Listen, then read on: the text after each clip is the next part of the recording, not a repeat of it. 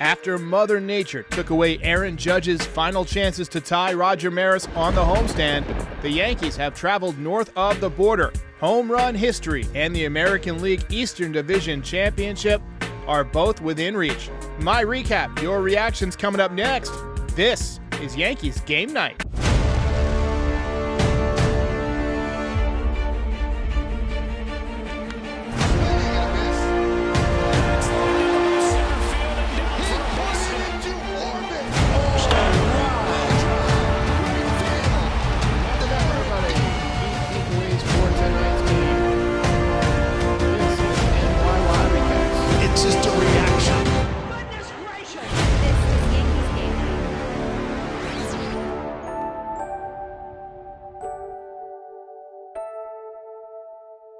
Vladdy there. I don't know about that one. That was an interesting move to pitch to Vladimir Guerrero with first base open and the Manfred runner on base.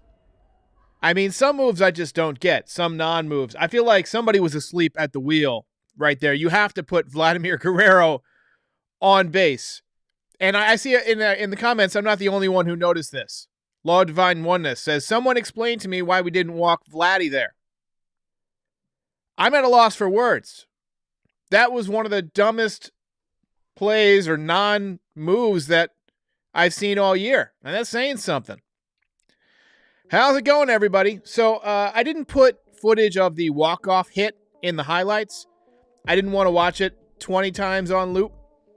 So anyway, if you're tuning in for an update on Aaron Judge, which I'm sure some of you are, he did not hit home run number 61. Or number 62 or 63.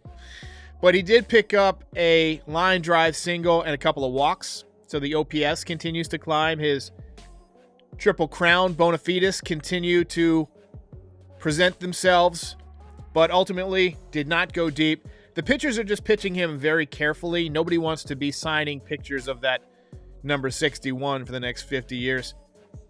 So when charting unknown territory, you don't know what obstacles await you. You can usually only see the next one. This year, the Yankees have dealt with injuries, underperformance, and with everyone kind of going ice cold for a month at the same time. But I'm still confident, and despite the fact that tonight was a loss that was representative of a lot of losses they had this year, where the offense goes completely silent, I'm choosing to remain positive.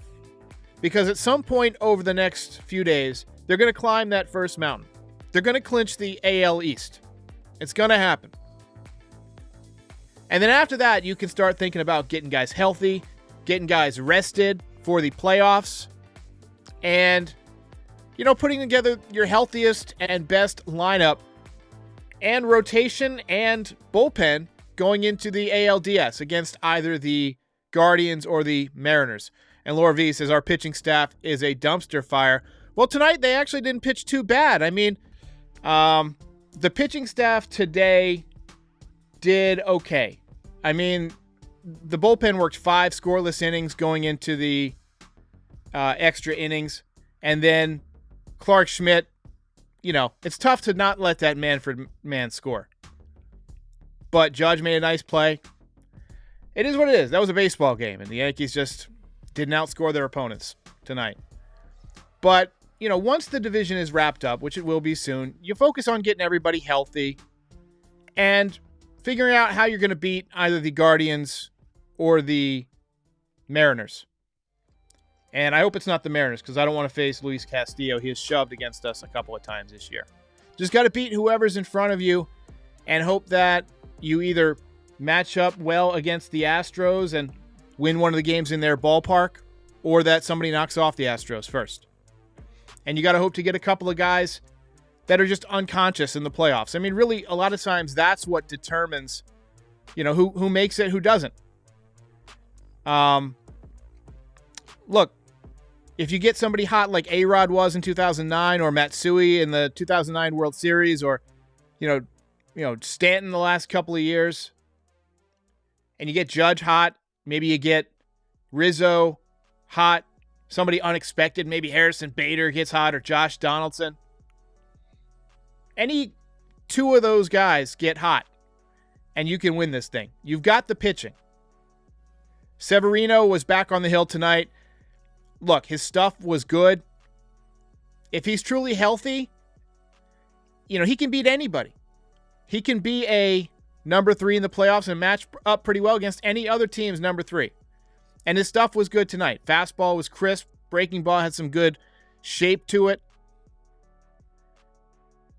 So, look, it is what it is. Not what you want tonight. Aaron Judge did lead off the game with a base hit, followed up by an Anthony Rizzo double down the right field line. Gleyber Torres, who's been swinging the bat well, picked up a sac fly to make it 1-0 Yankees. Jumped out early to get the lead. That's always a good sign, but they couldn't hold on tonight. Severino worked a quick and efficient first inning, but then Isaiah Kiner-Falefa broke out the whooping stick. Home run number 4 on the season. That made it 2-0 Yanks. Bottom 4, though. He booted a double play ball. It was a hard ground ball right at the shortstop. A hard ground ball right at the shortstop. And he really should have made the play. I think if you ask him, he would say that he should have made that play. Couldn't handle it. Couldn't get anybody out. Eventually, the Jays loaded the bases. And then Teoscar Hernandez hit one off the top of the wall to tie the game. Harrison Bader almost went up and got it, but just not quite tall enough. Doesn't quite have the vertical. And that's a tall wall, too. I mean, probably, a few meters or whatever they call it up there. Severino was done after 4 innings. Final line, 3 hits, 2 runs, 3 walks, 4 strikeouts. The botched double play that was ruled a hit really made his line look worse than the job he actually did. His stuff was filthy. I feel good about Severino. Yankees threw the entire kitchen sink at the Blue Jays tonight. Lou Trevino had the slider working. Efros worked the 1-2-3 inning. He looked healthy and solid. Marinaccio had some trouble, but Loaizaga came in and did a nice job. Weird play in the 8th. Rizzo got caught stealing to end the inning. Not sure what he was thinking there. I think he just thought he had a good jump, but also assumed he was faster than he is. Aaron Judge was intentionally walked to load the bases in the 10th inning. And the strategy paid off. Rizzo bounced out to first base. I forgot to mention, Clay Holmes was pretty solid tonight. He got 3 ground balls. But then in the bottom of the 10th, Clark Schmidt came in, struck out George Springer on probably the nastiest slider I've ever seen him throw. And then nice play by Aaron Judge in right field to take away a hit from Bo Bichette. I thought it was gone, honestly. Bo Bichette has hit so many walk-off home runs against the Yankees, and a lot of them to right field. But then Vladdy Jr. walked it off with a single, and the Blue Jays win.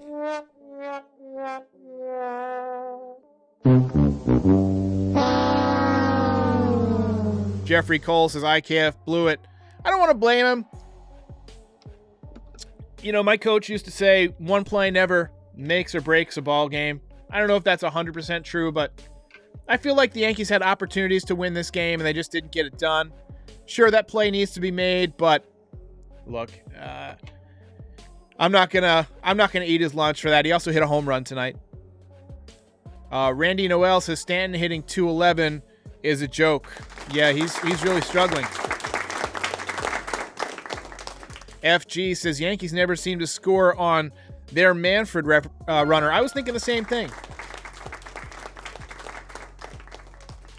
I still don't get why you pitched to Vladdy there. I feel like you could have pitched around Vladdy. Who was on deck after Vladdy? It was Kirk, who was 0 for 2 with a couple of walks. Now, Kirk is a good hitter. He's hitting 292 with an 805 OPS, but Guerrero kills you. He always kills you. All right, let's take a look at this box score. Not a fun one tonight.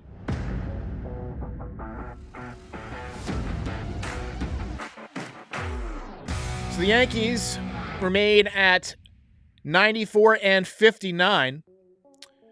Meza, 8-0 out of the bullpen for the Toronto Blue Jays. Clark Schmidt gets the loss. He is 5-5 with a 3.35 ERA. Blue Jays 87 and 67. Judge goes 1 for 3 with a couple of walks. He's hitting .314. Rizzo 2 for 4. Hit the ball hard a couple of times. Taking a good, strong cut. Just be healthy going into the playoffs.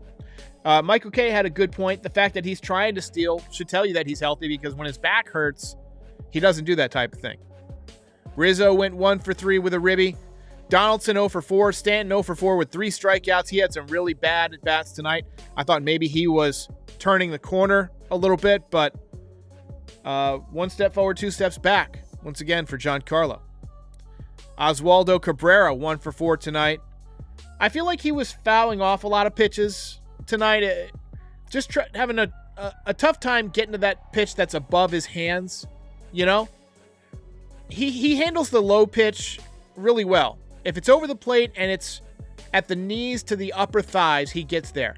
But if you throw him a strike that's at the waist or above, like they call the high strike, they're supposed to call it up to the letters. They usually don't, but let's say waist to belly button. His swing, especially left-handed, gets under that pitch. And so he was fouling a lot of pitches back. So, anyway.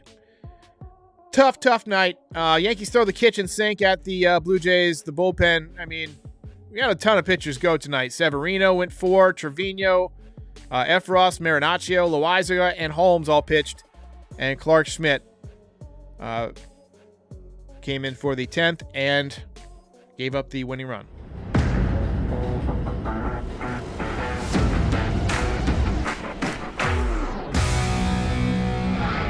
So let's get your thoughts here. Sam Chrisley says, move Judge out of the leadoff spot. Yeah, I think it might be time. Look, they're trying to get him more at-bats. I get that. If you get him one more at-bat in the game, it's a chance to break the record. But he's got, we got, 9, 10 games left, something like that? Yeah, I say put him back in the number 2 spot and put somebody ahead of him to get on base so that you have to pitch to him. I would like to try Harrison Bader out of the leadoff spot. I know he doesn't have a great on-base percentage. Let me take a look. Somebody suggested that the other night, and it's been sticking with me because he does have competitive at-bats. He's only got a .302 on-base percentage this year, but you have to imagine that he was playing hurt for a while.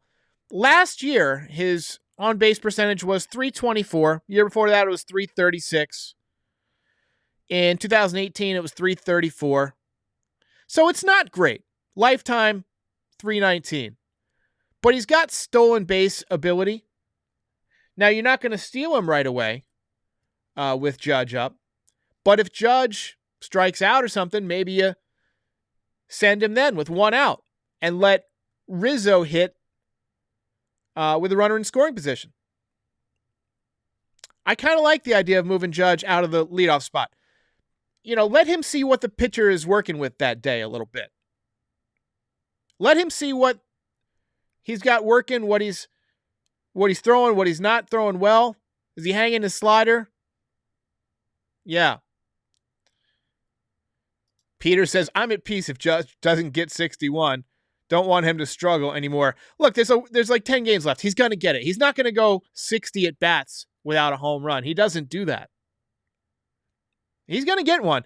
And look, as we get closer to the end of the season, teams are going to be throwing their crummy relief pitchers. I mean, imagine when we get to Texas. The slop that they're going to be throwing out there. Eliminated. You're going to be seeing AAA guys. He's going to hit 65 home runs, guys. He's going to hit probably 5 home runs the rest of the way if he plays. So, look, don't stress about it. I'm sure he's not stressing about it. Angel Caban says, not a big fan of Schmidt. I mean, that was a tough position for him to be in tonight. I mean, it's tough to pitch with that runner on second base when you enter the game. I think it's a stupid rule. I do like that it shortens up some of these extra inning games. I mean, look, I don't love it when a game goes 16, 17, 18 innings and burns out your pitching staff or somebody gets hurt. And now that I do these recaps, I don't want to do them at 1 o'clock in the morning, so I get it. The broadcasters don't want to be in the booth for 5 hours, 6 hours. I get it. But, I just don't like the rule. So I'm of two minds about it. Emmanuel says, why didn't we have any other reliever to use in extras? So Peralta's hurt. He's somebody that the Yankees have been using late in the game and in extra innings in recent years, or in recent months. But he's injured right now. So, I mean, really, you want to go with somebody who can get the strikeout, get the swing and miss. And Clark Schmidt at least has that good breaking ball. When you've got a runner on second, you don't want to pitch to contact. You could have gone to Lucas Litke there, but with righties coming up, Clark Schmidt's probably the better guy to go to. I have no problems bringing in Clark Schmidt right there. Peter D. Rosa says, no one's pitching to him. Everyone's scared. Wholeheartedly agree. I wholeheartedly agree. And then Sergio says, MLB is scared of Judge. Seems to be the sentiment. Pitchers don't want to give up that dinger. James G. says, I think a serious advantage is that the Astros have a perfect leadoff man. Altuve's a great leadoff hitter. I'll give you that. Speedy, makes contact, has power, leads off the game with home runs. It is what it is. All right, guys, we're going to call it early. This was a tough one. We'll be back tomorrow, hopefully with better news. There's a chance that the clinch and 61/62 could come in the same game. And let's just hope it's tomorrow night. I'll see you next time.